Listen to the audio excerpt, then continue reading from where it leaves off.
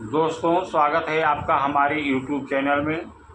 आज हम भारतीय वर्षमान पद्धति के बारे में कुछ जानेंगे इस वीडियो के माध्यम से। भारतीय वर्षमान पद्धति। तो भारतीय वर्षमान पद्धति को हमारे भारतीय पूर्व आचार्यों ने 5 प्रकार के वर्षमान में ही मुख्यतः व्यवहार किया है, जो इस प्रकार से वर्णित है।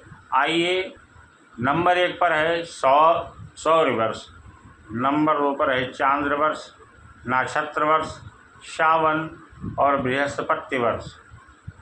ये 5 प्रकार के वर्षों में 5 प्रकार से उन्होंने वर्णित किया है। तो आइए हम जानते हैं कि सौर वर्ष क्या है। सौर वर्ष के बारे में आज हम जानेंगे। 12 राशियाँ होती हैं: मेष राशि, वृष, मिथुन, कर्क, सिंह, कन्या, तुला, वृश्चिक और धन। ये 12 राशियाँ होती हैं। तो जितने काल में सूर्य मेष आदि 12 राशियों यानी एक भचक्र का भ्रमण करता है, उसे ही हम सौर वर्ष कहते हैं, या उसे ज्योतिष में सौर वर्ष कहा जाता है। आइए, आगे बढ़ने से पहले हम भचक्र के बारे में आपको समझा दें कि भचक्र क्या है। कुल 12 राशियाँ होती हैं और एक भचक्र पूरा 360 अंश का होता है। कितने अंश का होता है? 360 अंश का, यानी 12 राशियाँ होती हैं और 360 अंश होते हैं। अब हम 360 अंश को 12 राशियों में विभाजित करते हैं तो 30 अंश आता है, यानी एक राशि बराबर 30 अंश की होती है। और एक अंश को 60 कला मानते हैं। एक अंश बराबर 60 कला और एक कला में 60 विकला होती है। तो कुल मिलाकर के एक भचक्र में 360 अंश और एक राशि में 30 अंश होगा, यानी सूर्य को 30 अंश पूरा घूमने में जितना समय लगता है, उसी समय को हम सौर वर्ष कहते हैं।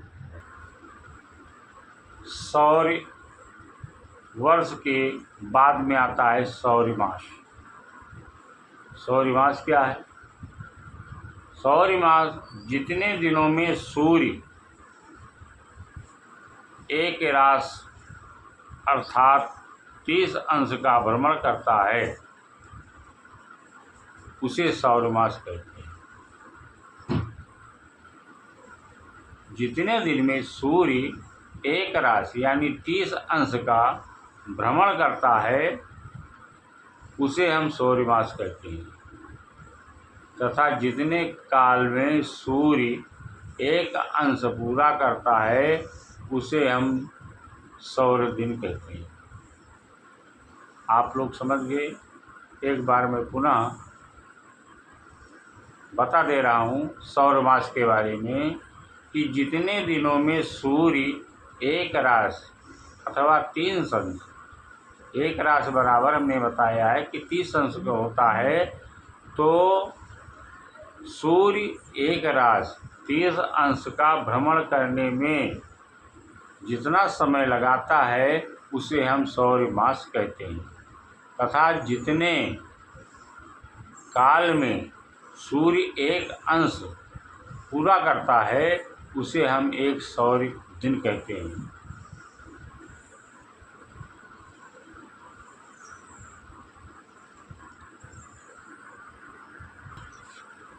एक सौर वर्ष में 365 दिन, 15 घटी, 22 पल और 57.57 विपल होते हैं।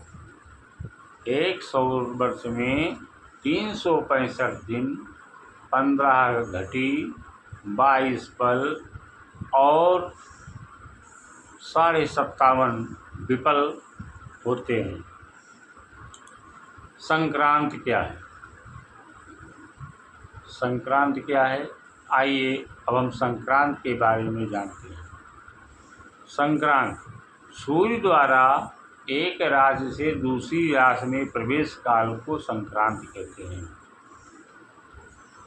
समझ गए आप लोग संक्रांति के बारे में? संक्रांति क्या है? सूर्य द्वारा एक राशि से दूसरी राशि में प्रवेश काल को संक्रांति कहते हैं।